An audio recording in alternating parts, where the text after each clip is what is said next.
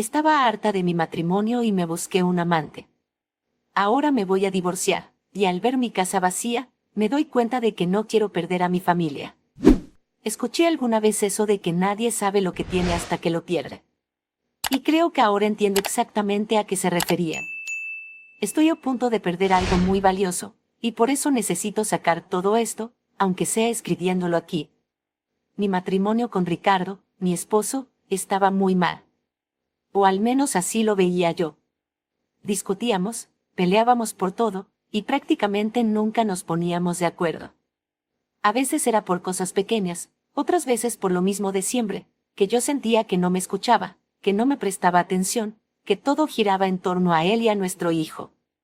Con el tiempo empecé a pensar que nos manteníamos juntos solo por eso, por el niño. Él tiene 8 años, y muchas veces me preocupaba que creciera viendo a sus padres gritándose o tirándose indirectas cada vez que podían. Hoy, viéndolo con más distancia, sé que yo tenía mucha responsabilidad en todo eso. Siempre encontraba algo para quejarme, algo que me molestaba de Ricardo. Y si soy honesta, ya ni siquiera sé qué era exactamente lo que me molestaba tanto. Las cosas estaban así cuando una amiga del trabajo me presentó a uno de sus primos. El tipo era un galán, de esos que tienen respuestas para todo, que te miran como si fueras la única persona en el mundo. Me hacía sentir viva, como si tuviera de nuevo 20 años y estuviera empezando todo otra vez. Con todo lo que estaba viviendo en casa, con esa rutina que me asfixiaba, me sentí más que justificada para buscar esa felicidad que creía que no tenía. Me autoconvencí de que no estaba haciendo nada malo, de que solo estaba cuidando de mí misma. No pasaron ni 2 semanas desde que empecé a salir con este hombre, antes de que Ricardo descubriera todo. Fue una noche, cuando me confrontó directamente. Me preguntó por qué estaba llegando tan tarde últimamente, por qué me olvidaba de cosas importantes, y especialmente, por qué había descuidado tanto a nuestro hijo. Me lo dijo con calma, pero esa calma me hizo sentir peor. Esa noche me había comprometido a recoger a nuestro hijo de casa de mis padres, y lo olvidé por completo. Estaba con el otro hombre. Ricardo tuvo que ir él mismo, después de que mi mamá lo llamara preocupada. Y sí, tenía razón, pero en lugar de admitirlo, exploté. Me llené de rabia, una rabia que no era contra él, sino contra mí misma, por la vergüenza, por la culpa, por lo bajo que había caído. Le grité que estaba con otro hombre, con uno que sí me deseaba, que me hacía sentir viva. Lo dije con veneno, esperando que reaccionara, que me gritara, que descargara todo lo que debía estar sintiendo. Por un momento pareció que lo iba a hacer, que iba a levantar la voz, que me iba a echar en cara todo. Pero no.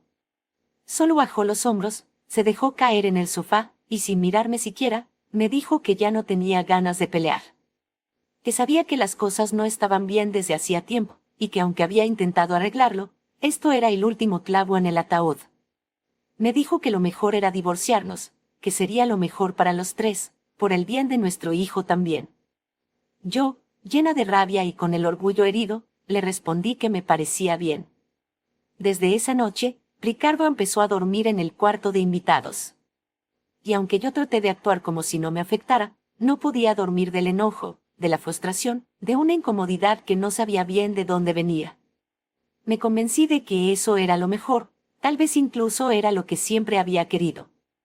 Pero desde la mañana siguiente, empecé a ver la verdad. Cuando terminé de alistarme para ir al trabajo, noté algo que me golpeó de manera absurda. No había una taza de café caliente esperándome en la cocina. Ricardo ya estaba vestido, con su maletín y la de nuestro hijo en la mano, listos para irse. Me dijo, sin mirarme, que lo llevaría a la escuela, y que después yo lo recogería.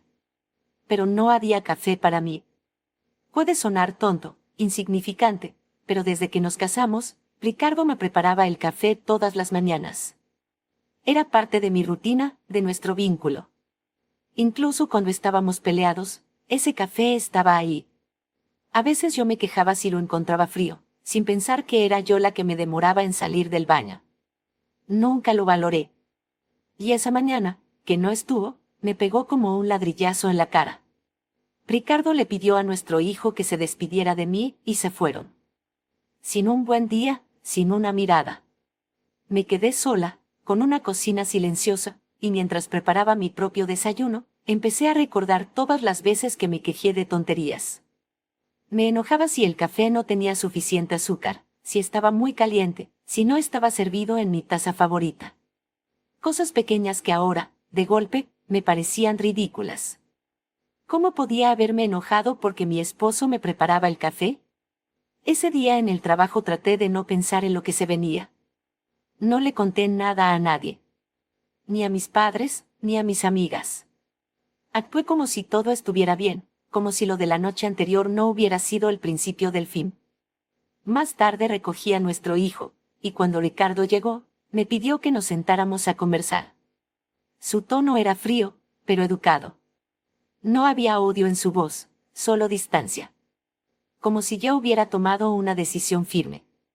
Me habló del divorcio, de que había contactado a un abogado y que lo mejor sería hacer las cosas rápido y de forma ordenada. Que la casa era el principal tema a dividir, y que pensaba que lo justo era venderla y repartir todo mitad y mitad. Yo lo escuchaba sin poder procesar nada. Era como si estuviera en piloto automático, sintiendo que el suelo se movía bajo mis pies. Luego me miró directamente a los ojos y me dijo: escúchame, y trata de pensar seriamente lo que sería mejor para nuestro hijo. Creo que la custodia principal debería tenerla yo. Si tú vas a empezar una nueva relación con alguien más, no debamos exponer al niño a desconocidos tan pronto. Estoy dispuesto a que tengas todas las visitas que quieras, podemos organizarlo bien. Pero necesito que pienses en el primero. Me quedé sin palabras. No por el pedido, sino por la forma en la que lo dijo. Con calma, con lógica, como si fuera lo más razonable del mundo. Y tal vez lo era. Pero no estaba preparada para escucharlo. Me limité a asentir, y él me dijo que lo pensara bien. Que me avisaría cuando los papeles estuvieran listos, y que no deberíamos tardar en explicarle todo a nuestro hijo. Esa noche no pude dormir. Daba vueltas en la cama, reviviendo cada palabra. En algún momento me di cuenta de lo que realmente me afectaba. Yo siempre dormía pegada a Ricardo. Era una costumbre. Y aunque estuviéramos molestos, él me acariciaba la cabeza mientras yo me quedaba dormida. Era su forma de calmarme, de estar presente sin decir mucho. Pero esa noche, ese lugar estaba vacío.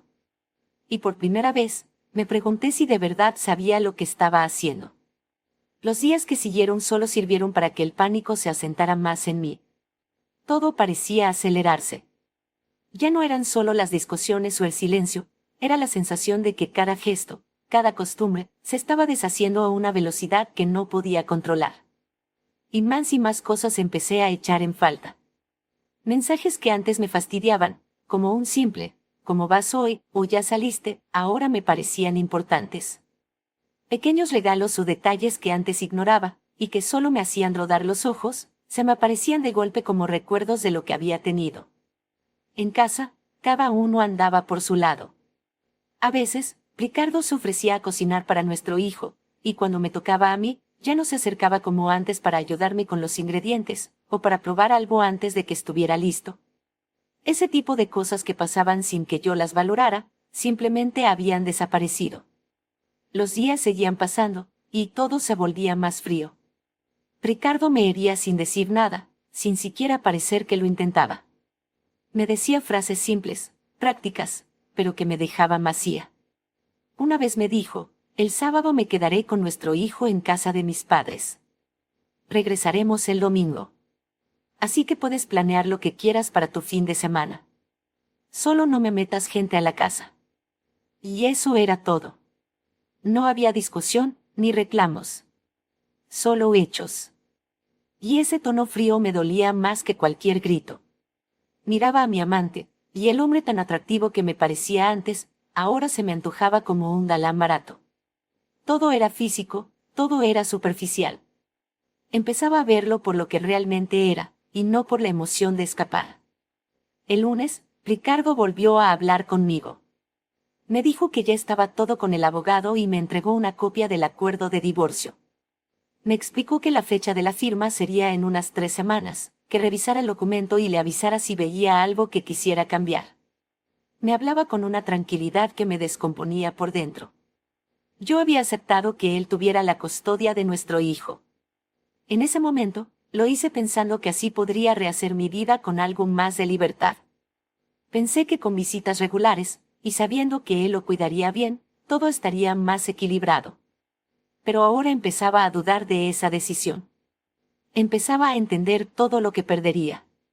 Pero Ricardo no se detenía. Llamó a nuestro hijo, y mientras yo apenas podía mirar, le explicó todo. Le dijo que papá y mamá se iban a separar. Que él ya sabía que siempre discutíamos, que eso no era bueno, ni para nosotros ni para él. Le dijo que no era su culpa, que lo amábamos mucho, y que todo lo que haríamos sería buscando su bienestar. Nuestro hijo lloró, sí, pero también escuchó. Ricardo lo calmó diciéndole que tendría 2 casas, 2 cuartos, que seguiría viendo a ambos, y que nada cambiaría en cuanto lo queríamos. Yo no pude decir ni una sola palabra. Solo estaba ahí, mirando, mientras él hacía lo que yo no podía, cuidar de nuestro hijo incluso en medio del caos. Después de eso, traté de refugiarme en mi amante, buscando alguna emoción, algo que me distrajera del dolor, pero todo se sentía vacío. Eran solo distractores momentáneos. Ya no había conexión, ni ilusión. Solo ruido para no pensar. El punto de quiebre total fue una tarde, cuando por estar con mi amante, olvidé que mi madre tenía una cita importante en el hospital. Salí desesperada.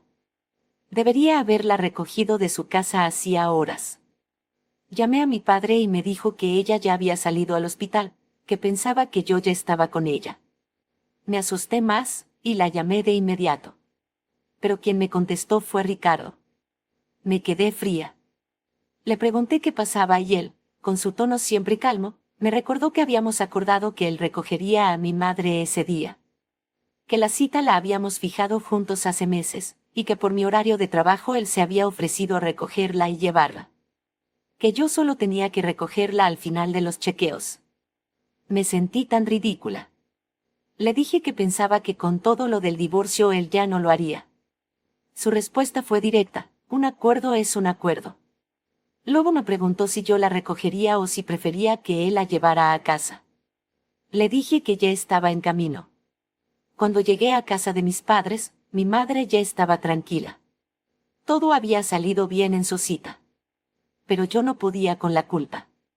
En ese momento decidí que debía contarles lo que pasaba. Les expliqué que iba a separarme de Ricardo, que el divorcio ya estaba en proceso. Mi madre no lo tomó bien. Me dijo que era un error. Que un matrimonio se trabaja, que si había problemas debíamos buscar ayuda, hacer terapia, hacer lo que fuera. Y en el fondo, yo ya estaba convencida de eso también. Pero no sabía si ya era demasiado tarde. Días más tarde, Ricardo me dio otro golpe, uno que no me esperaba. Se acercó mientras estaba en la cocina, diciendo que necesitaba hablar conmigo. Por un instante, una parte estúpida de mí pensó que tal vez él también quería intentar arreglar las cosas. Pero no fue así. Me mostró su celular, con un mapa abierto. Me explicó que ya había encontrado un departamento para él y para nuestro hijo. Me mostró las fotos, me explicó cómo iba a acomodar todo, incluso me dijo que ya tenía planeado qué parte sería para el cuarto del niño. Me dijo que estaba a solo unas cuadras de la escuela, que sería cómodo tanto para él como para mí, si yo conseguía una vivienda cerca a esa zona. Que así sería más fácil cuando yo quisiera recoger al niño o pasar tiempo con él. Yo solo asentía. Por dentro sentía que me estaba desmoronando. Finalmente, me dijo que se mudaría el mismo día de la firma del divorcio. Que pondría la casa en venta mientras alistaba su nuevo departamento. Que después pasaría por nuestro hijo. Me dijo que lo ideal sería que yo no me quedara en la casa más allá de una semana después de la firma, para que todo pudiera avanzar sin conflictos. Que cuando vendiéramos la casa, dividiríamos todo tal como se había acordado. No pude decir nada. Me quedé ahí, como una estatua, escuchando cómo mi vida se deshacía en tiempo real. No quiero nada de esto. No quiero divorciarme. No quiero perder a mi hijo. No quiero perder a mi esposo. Empecé a pensar que tal vez todavía podía convencerlo de que salváramos el matrimonio. He intentado, en pequeños gestos, mostrarle que quiero cambiar. ¿Qué me importa? Pero nada parece funcionar. Si me levanto temprano y le preparo el desayuno, me dice que no tiene tiempo y se va sin comer. Si hago la cena e intento que cenemos los tres juntos, dice que ya comió o solo se sienta con nuestro hijo.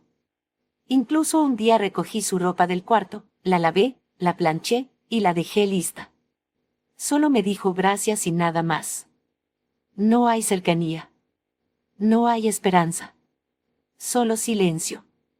Corté todo contacto con mi amante. Lo bloqueé de todos lados. Ya no me interesa. Ahora lo veo como lo que siempre fue, un pobre imbécil. Lo que tuve con él no valía nada. No me dio nada. Solo me distrajo de lo que realmente era importante. Estoy asustada. Faltan menos de 10 días para que el divorcio se haga oficial. Y siento que se me va la vida. No sé qué hacer para evitarlo. Sé que todo es culpa mía. Y no espero que alguien me diga lo contrario. Pero ya no quiero perderlo todo. Actualización 1. No sé ni por qué escribo esto. Supongo que para tener un cierre yo misma, y también para responder a tantos comentarios y mensajes que recibí.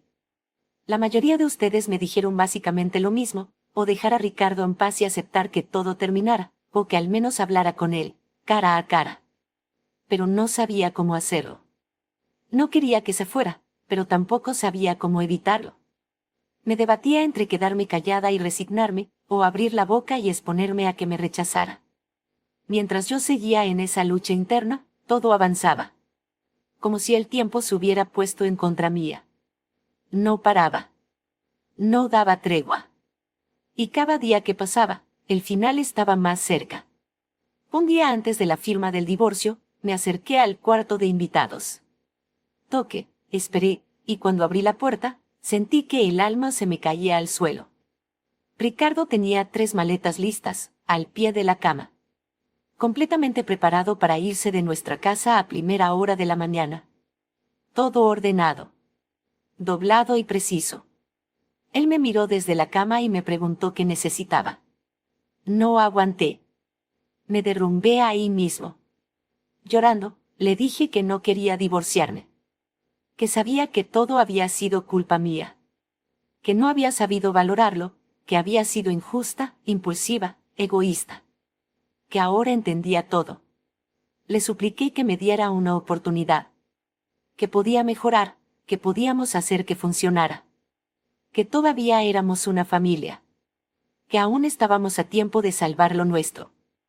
Él me miró con esa misma calma que ha tenido desde que esto comenzó. Y fue eso lo que más me dolió.